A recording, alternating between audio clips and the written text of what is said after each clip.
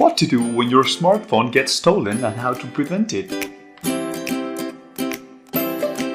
The very first thing to do would be calling the police.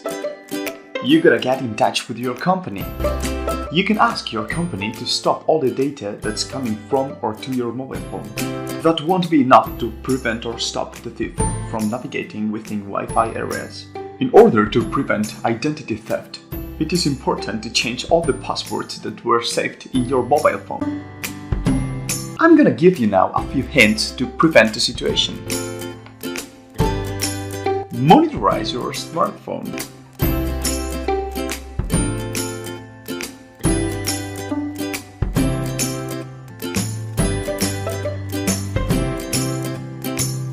All your data should be saved in the cloud.